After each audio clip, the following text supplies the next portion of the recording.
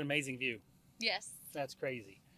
Digital friends, it's so nice to see you today on this Zoo Adventures Wednesday. Steve's in front of the camera. Who's behind the camera today? Megan. Me. It's me. Hi, Megan. Hi. Who are you? I'm Stacy. This is Keeper Stacy. Everybody say hi to Keeper Stacy. Hi, Keeper Stacy. It's great to have Keeper Stacy with us. We thought we'd show you guys today. We have a really cool experience at the zoo called our Zufari Experience. And on the Zufari Experience, you, as a paying guest, can come onto this habitat. Look at this. Oh, this space. Yeah, right? All of this space. We have an experience that goes through this. It is a paid experience. But on the experience, you get to come through. It's about 45 minutes, plus or minus. Depending on who's in the road. Who's talking? Megan said, depending on who's in the road, because you might have a rhino roadblock. Yes. That's so crazy. But the habitat itself is 40 acres. So you're going through this. There's a narrator that's with you. You're in a different type of vehicle. Stacy was kind enough, and Lane is our driver today, to kind of let us kind of come out here and do it a little bit more casual, a little more informal for you all. But there's a narrator, there's a driver. You go through the entire habitat, and you're learning about some of the animals that are out here. What are some of the animals our guests might see? We have 8 different species of African antelope. Wow. So you'll get a variety of African antelope. And then, of course, our stars are the southern white rhinos. They are awesome. And they tend to steal the show pretty often. Yeah. It's hard to continue the experience sometimes when we're stopped looking at rhinos. But we want to introduce you to this. The space, again, 40 acres. How big is 40 acres? Well, you're pushing 30 plus football fields. American football fields. Thank you. I got caught with that once. Great point, Megan. Thank you. 30 American football fields. If Diana's watching, maybe she knows. So 30 American football fields. That's a lot of space. Mm-hmm. That is crazy. And Megan, can you show them the gate that you enter? The gate system? Keeper Lane was saying it's the Jurassic Park gate, so it's kind of that way. It even beeps when you go through it. It does beep when you go through it when they're working, and they will. So yeah, you're coming through those gates. It's all set up to be safe for the animals. It's all set up to be safe for you. If you decide to come to the zoo and you want to do the Zoofari Experience, this is where it all begins. Don't be wobbly, Megan. Megan, stop being wobbly. But wobblies are cute. Look, they're wobbly rhinos. Oh, I get it. I get it now. Southern white rhinos, everybody. And it looks like 1, 2, 3, 4, 5. We have more than that, don't we? Yes, we have 8 altogether. Wow. 9 altogether, sorry. Oh, Olivia. Yeah. Yes, Olivia. See who Olivia is. Forget her. I know. Olivia is a very special rhino digital friend. She is over 50. Was she 53 now? She is 54. 54 years old. She's a beautiful, wonderful rhino. Comes out when she wants. She's 100% her schedule. She can come out if she wants. If not, if she wants to stay in her retirement area, she's welcome to do that. All right, Stacy, Keeper Weather, we need to know who's who. Can you tell our guests which rhino is which?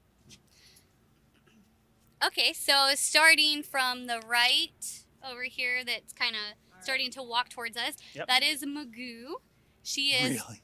Our 3rd youngest. Oh, wow. Of the calves. Yeah. So 3rd young, about how oldish then? She is 2. They are 2. Just turned 2. Her birthday is January 5th. Oh, no kidding. And since she is so close, I don't know if you can zoom in, a way to always identify Magoo positively is she has kind of this bump on her left ear. It's like a built-in ear tag. Oh, I see it. And if you can see the little bump on her ear, you know for sure that is Magoo. That's great. Mm-hmm. And she, her mother is Kit. She was born here. Yeah, nice. We have 4 females that were all born here. Awesome. That's very exciting. And they are very rambunctious. So they're kind of hitting the age of independence, and so they kind of go away from mom a little bit more and explore and play. Gotcha. Rebelling. Yeah, and they have lots of playmates. Everybody gets fired up. All right, so that was Magoo over there. Who's right in front of us? So right in front of us is Nandi. Hi, Nandi. Nandi was the first calf born here at the North Carolina Zoo, white rhino calf born at the North Carolina Zoo. So that makes her, what, 3.5 now? Is that right? Yes. Pushing Mm-hmm. 4? Yeah, so we had the calves pretty close together. The moms had the calves, I want to say around 18 months. That's what I think you're right. 18 months apart. So they were really busy, but everything's kind of settling out. Like I was saying, they're not tiny babies anymore. Still very cute because they are smaller and very playful. But now moms are more relaxed and everybody's just out here on the grasslands enjoying and playing and exploring. I love that. That is so cool. Then over, so kind of going in between here, that is Bonnie. She's Nandi's. Yeah, she's half-sister? Yeah, they're half sisters. Or no, they are. Excuse me. Nandi is, I think, actually technically Bonnie's aunt. Because so all of our rhinos are related, except for Natalie and Olivia. So you have one matriarch mama who is Linda, and Linda has multiple daughters. And now multiple granddaughters out here. I always tell when we do our Zufari experience, when we do this for our guests that are here at the zoo, that it's so interesting because we have Linda, who became a mother and a grandmother weeks apart twice. Yes. That's crazy. That's crazy. So Kit over here, she is an adult female. She's in the middle-ish kind of. And she's nice job, Megan. If you're able to see, and she almost always has her second horn looks kind of like a Hershey kiss. Aww. And she keeps that horn style. She's had that horn style for many years and hasn't changed. So it's pretty sure if you see one with a second horn kind of looking like a little Hershey kiss, that is Kit. I love that. And here's our last rhino over here on the right. And that is Natalie. So she's also an adult female, and she is not related to anyone. She's just friends, and she's a good auntie in her own way. She kind of took Nandi under her wing for a while, so she's kind of Nandi's big, is how I describe Natalie. Nice. I love that. Mm-hmm. And because rhinos, these southern white rhinos, they don't form big, huge herds most of the time. They form more like a pair bond situation. Yeah, so of the 5 different species of rhinos, white rhinos are the most social. And so they do form, smaller herds, or a group of rhinos is called a crash, which is really fitting. And inside that crash, you're going to have really strong pair bonds as well. And so it's really neat with the different generations and kind of shuffling around. Our one big crash, you can see, have all these different little relationships. But they all have that one kind of bestie. Right. That's so neat. So southern white rhinos, digital friends, obviously nothing white about them. They get their name, white, from a misunderstanding of language. Happens all the time, right? So when people were coming over and learning about rhinos, they were talking to the people that are already here, they were misunderstanding what the people that were in Africa were calling this animal. They kept hearing a word kind of like bite, bite, bite. That must be white. So they named him the white rhino. Well, lo and behold, had nothing to do with color. The word that those folks were hearing was a word for wide. Look at that. Can you show Nandi? Look at her lip. Oh, she turned away from us just now. Wide mouths. Megan's trying hard to show you a picture of a wide mouth. Nandi, come. Oh, Stacy will try to see if she'll get her to come over and say hi. So if they turn around, I want you to look at her mouths. You can really get an idea of where that name came from. They're the wide-lipped rhino. They're wide-lipped rhino. Their mouths can be nearly a foot across, nearly 12 inches. A ruler. That's how wide their mouths can be.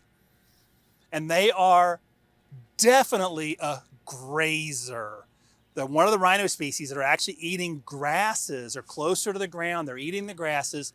Some of the other rhinos are more of a browsing species. Browsing, you're reaching up, you're grabbing leaves off branches, you're grabbing leaves off bushes and things like that. And some of them actually have a prehensile-ish lip. Their upper lip helps them grab some of those leaves sometimes. But the southern white rhino that you see here at the North Carolina Zoo, nope. You can see them mowing through that hay that's on the ground, and you can see the grass. No, our hort team does not need to come in here very often to cut the grass back, because the rhinos and all the antelope do a fantastic job of that. The southern white rhino.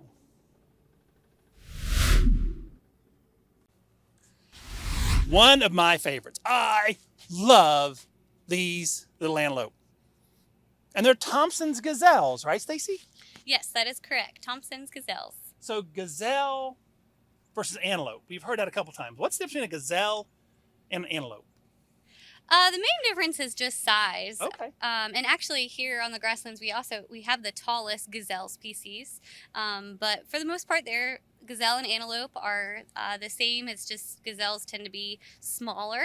And they can also do a really fun thing, that pronking. So they kind Pronking? of... Yeah. What is pronking? It's when they start running really fast and then they start boing. So it's kind of like a... Yeah, go ahead. bouncing. Give us that example. Yeah, there's... We don't need you to boing. We don't need you to Yeah. boing. So they'll start pronking and like flying through the air. So It's like all 4 feet come off the ground. Yep. It's great. It's a really cool run. And on a habitat this size, again, 40 acres of space, you can see the Thompson's gazelles pronking from time to time. Best nickname ever, Tommies. Makes sense, right? Thompson's gazelles. Sometimes you'll hear them called Tommies.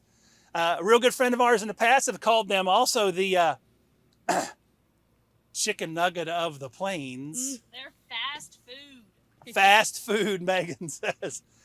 And they are. Everybody eats them in the wilds of Africa. If they can catch them. You're looking at an animal can run 45, 50 miles an hour, outrunning everybody except for the Pickup digital truck. friends. Not you, Megan. She said pickup truck. Are you kidding me? They Fords and Chevys and everybody else. They can outrun everybody on the plains except for the digital friends.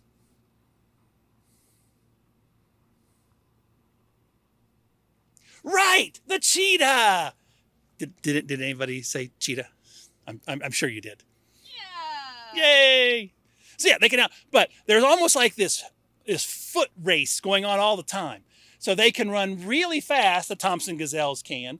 They can outrun a lot of their prey, and they can also dart and zigzag real quick and stop on a dime. So Speaking of feet, what do you got? 3 of them were just scratching their face, and it was really cute. Did you get it on video? Yes, All right, video counts. that was cute. Well, they don't have any hands. They got no fingers. All they have is hooves and feet. So the cheetah runs really, really fast. Can only do it for a short amount of time. Can only run real fast for a short amount of time. The Tommies can run at that huge speed for miles on end, if needed. and the pronking Yeah. actually helps them keep that stamina, because when they start really? when they start pronking, they're using less energy, and so they're able to keep running faster. So if they can stay ahead of that cheetah just long enough, Right. the cheetah has to take a break. Oh, that's cool. I didn't think about that. I've always thought of the pronking too, and they can kind of get up and they can kind of see what's around them, kind of where things are. I didn't think about taking a break. That's a really nice idea. That's kind of cool. Tom's gazelle, very well adapted, very well camouflaged in their world. You might look at them. Can you get on one of them really close, Megan? Pretty close. So you can see that really dark stripe across their belly, and then white underneath, and that kind of tawny, that kind of tannish color on top. That's that counter shading. So when they lay down, they disappear. They lay down, they just disappear in the You can almost grasslands see of it. Africa. You can almost see it right here because they're kind of blending in with the dark grasses. I mean, So here's another great shot of the Tommies. We wanted to come down the hill and show you this. Look how well they camouflage. I mean, it's an amazing adaptation to have. Just kind of hanging out, but being very alert as to whatever might be going on. We thought it'd be kind of fun to show you a different angle of The Zufari Experience here on the Grasslands Habitat at the North Carolina Zoo. Rhino horn, Keeper Stacy. What is it? What's it made of?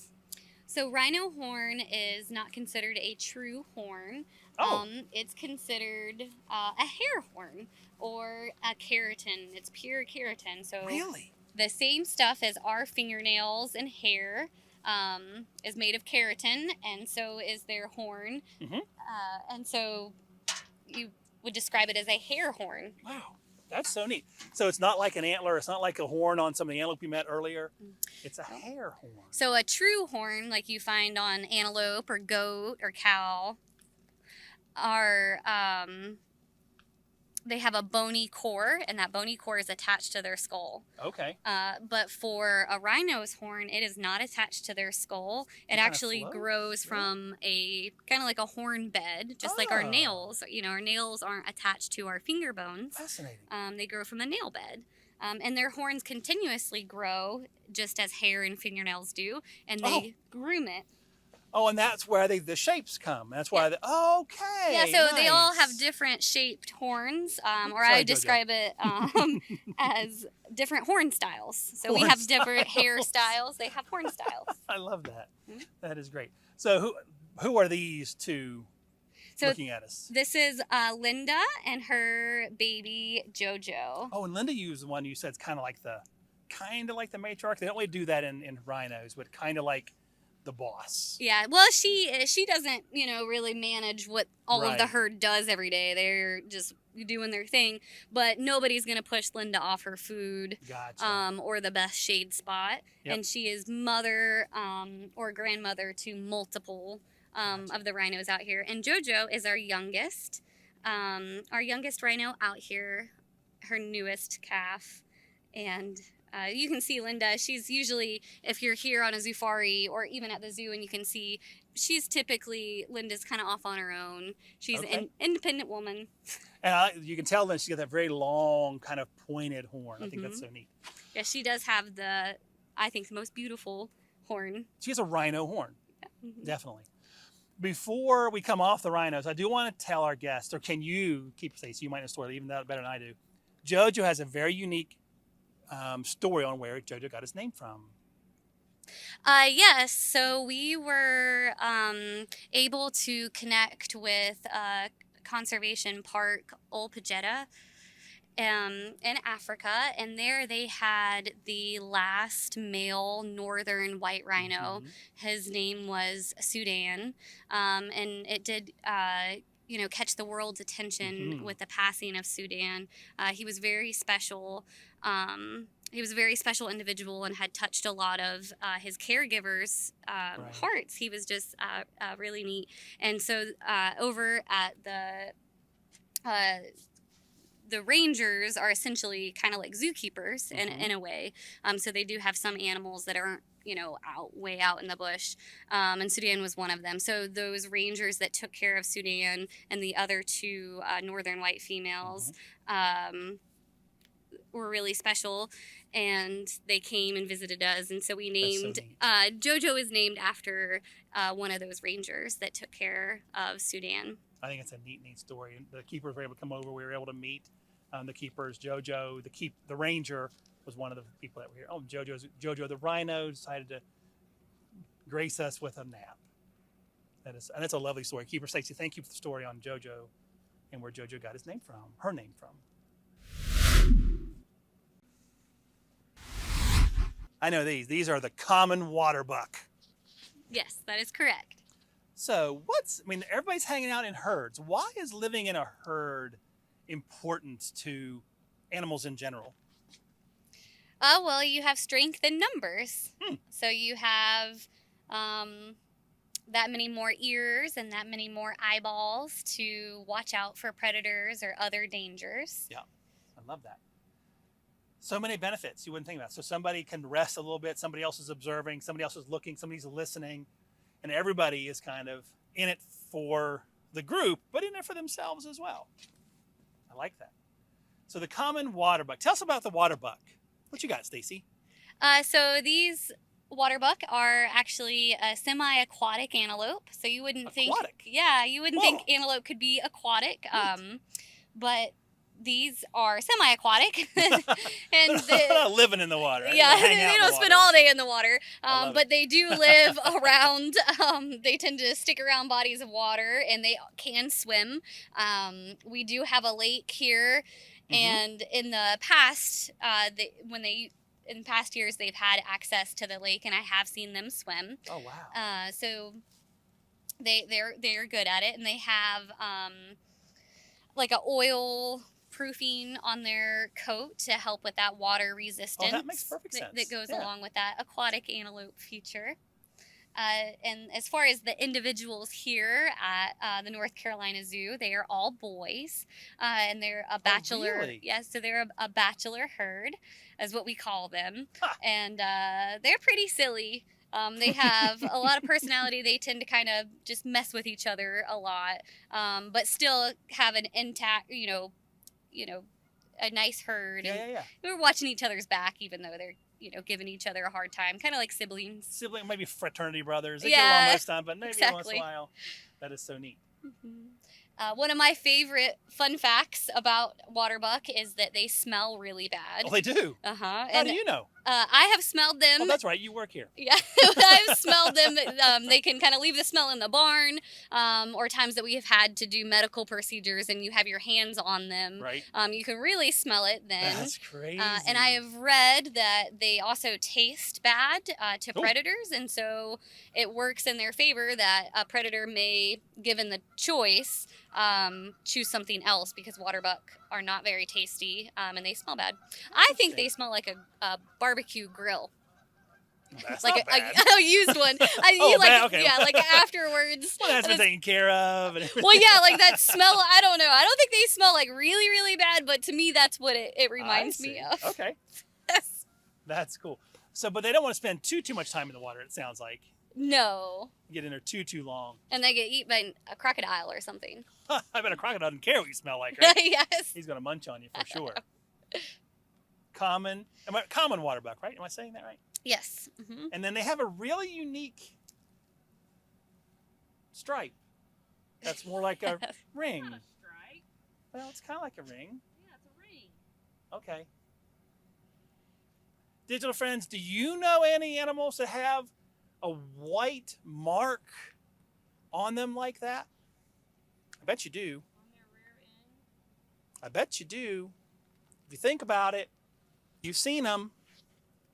And the same reason may apply. We can't ask them, but we make an assumption that they have the same benefit of that. Heard of the white-tailed deer? So when they're running away, that little white tail flips up. And now all the other deer can follow that tail, especially the younger ones. They can follow that tail when they're going out and about. They can see what's going on. So in the water buck herd, the exact same thing might happen. That white ring is very visible, so as they're fleeing from a predator or running to another location, the herd doesn't get as lost. I'd probably still get lost, but they don't tend to get lost. I have a fellow keeper that likes to describe that marking as if they sat down on a painted toilet seat. And that's kind of what it looks like. Megan, note for Zufari Experience, the white ring around the rump, sit down on wet toilet seat. Got it. The common water buck.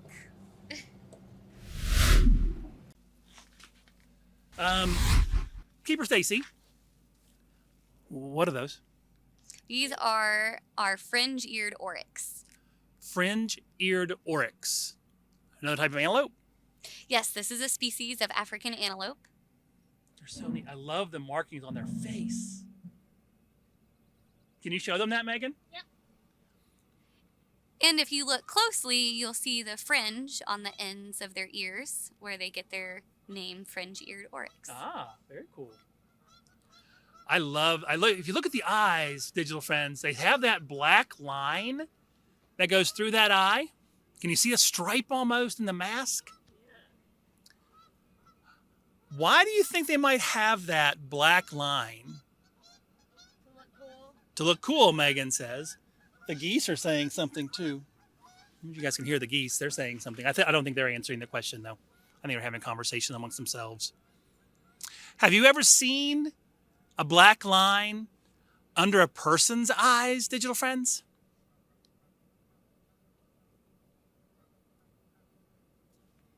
What's it used for? Who uses it?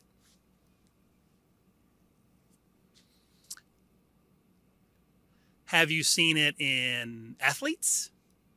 Football players, baseball players? It helps reduce the glare. Works great when you're trying to catch a fly ball in center field.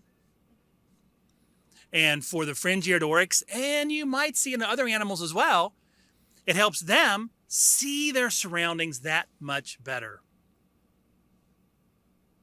So how about that? Kind of cool. Horns on top of the head, right? Horns? Yes, they have horns. Some of them are broken. Some of them are smaller. Is that okay?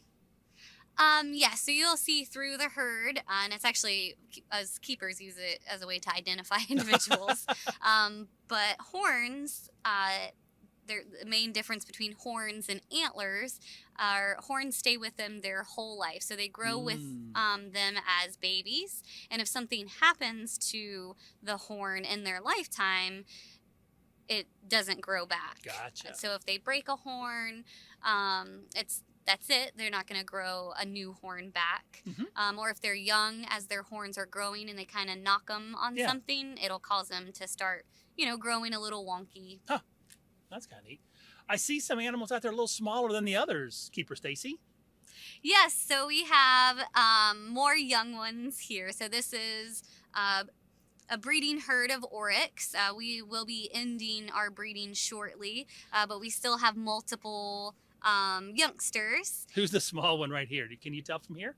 Yes, so our youngest, his name is Herman. Herman. I love that. Look at him looking at you, digital friends. He's like, hey, what are you talking about? So that's Herman. Herman months old? Do you know about how many? Wasn't he born? When was he born? Megan, you were on Zoofari last year. When was he born? Was he born Late summer? I'm going to say late summer. Is that right? Late summer? Yeah, I'm not. We've had a lot of oryx wars, so I would have to check the paperwork. Find the records. But yes, I mean he might be about 5-6 months okay. old. That works. That's so neat. Using their horns as they're supposed to, kind of keeping everybody at bay. Had a little bit of a, hey, this is my space over there, which is kind of cool. Really cool thing that I've learned about the oryx is that they're kind of like your first alert system in Africa. I mean, these animals are large. They're burly. Look at those big, thick necks. They can take care of themselves for sure, even against predators like lions, believe it or not. But their first instinct is to run away. Actually, the first instinct is to observe and walk away. Nothing really is going to mess with them too much. If they do, they'll start to run or jog away. The neat thing is, so many other animals in Africa are paying attention to what the oryx is doing. The oryx can take care of itself. But if the oryx is deciding to move away, if the fringe-eared oryx is deciding to move away, everybody else is like, you know what? Maybe we should join in that departure. So they will. So everybody's kind of paying attention to what the fringe-eared oryx is doing. If they're walking away, other animals are going to do too. Now, again, if they're defending themselves, defending a food source, or most importantly, defending a calf, they'll spin on a predator and use those rapier-like horns, long, skinny, pointed horns, in defense as a weapon. Fringe-eared oryx, really, really neat animals. As they are a very powerful species of antelope. They are tough. They have quite the reputation. Love that. And if you guys are interested, what do you got? And so we told you Herman was the smallest one out there. Yep. And then another one that has a marker that's easy to point out. One of our males, his name is Bud, and he has little balls on the top of his horns. Oh, I see him there. And so Maggie, he's can you one. see that? So you can look and try to find Bud and say, hey, I know There's Bud. his name. And he is the daddy to the of the younger calves. Nice. I'm sure our digital friends would like to know so why are his horns looking different than the others then? Why do they have that little knob on the top? So that was placed on there during shipment. Oh. So he came to us with the little balls. Just protecting. To protect the shippers and other animals, because again, they are powerful animals. Well, that's interesting. Again, all about safety, animal care and wellness. How can we make sure that the animals are going to be shipped, because they're usually just in a truck, in a trailer, kind of coming, going as they're going to different locations. Remember, we've told you in the past, the zoos do not make those decisions. The AZA, our kind of governing body, makes those, and that species survival program that's within that is saying, you know what, let's move these animals around a little bit to make sure that those genetics are really, really clean within zoos across the nation. Yeah, and the fringe-eared oryx are actually a very rare species in AZA zoos. We are one of 2 or 3 facilities. I think now just 2. So not very many facilities. You won't see these guys. Nice. So this breeding program has been really important. Yeah, it's very important. And Herman, he's one of the most valuable males genetically. Oh, wow. That's interesting. Way to go, Herman! Good job, team. Yeah. And I think we are at 18 of them at the moment. It's a nice herd. Yeah. Fringe-eared oryx.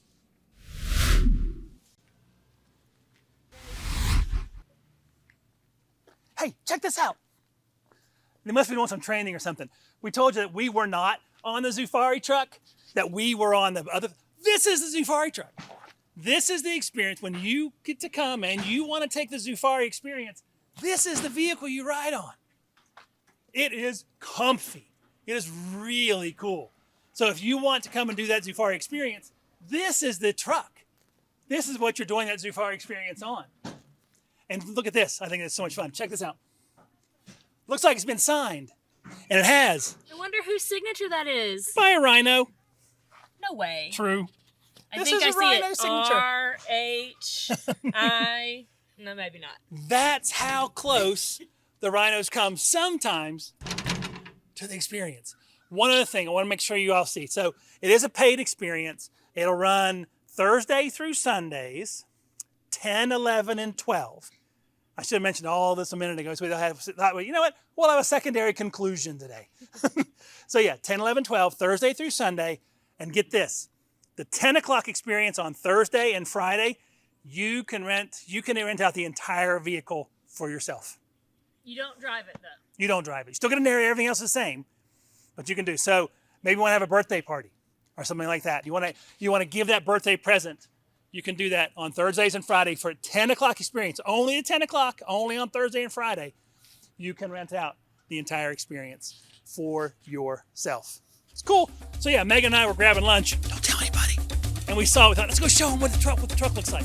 So that's what it looks like. It is the Zufari African Wildlife Adventure. So again, that was your Zufari team.